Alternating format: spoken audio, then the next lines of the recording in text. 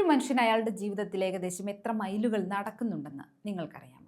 ഒരു ശരാശരി വ്യക്തി അവരുടെ ജീവിതത്തിൽ ഏകദേശം 1,10,000 മുതൽ 1,15,000 മൈൽ വരെ നടക്കും. ഇത് 3 മുതൽ 5 തവണ വരെ ലോകം ചുറ്റുന്നതിന് തുല്യമാണ്. പ്രായം, ലിംഗഭേദം, പ്രവർത്തന നില തുടങ്ങിയ ഘടകങ്ങളെയൊക്കെ അടിസ്ഥാനമാക്കി ഈ ദൂരത്തിൽ വ്യത്യാസം വരാം. സാധാരണയായി ഒരു ദിവസം 6,839 ചുവടുകൾ ചുറ്റി നടക്കുമ്പോൾ ഇത് ഒരു വർഷം 2,49,06,235 ചുവടുകളാണെന്നാണ് 2000-ലധികം മുതിർന്ന ആളുകളിൽ നടത്തിയ പഠനം കണ്ടെത്തിയത്. ഇത് ഓരോ വർഷവും ഏകദേശം 1,182 മൈൽ, അല്ലെങ്കിൽ ശരാശരി ജീവിതകാലത്ത് 74,462 മൈലാണ്.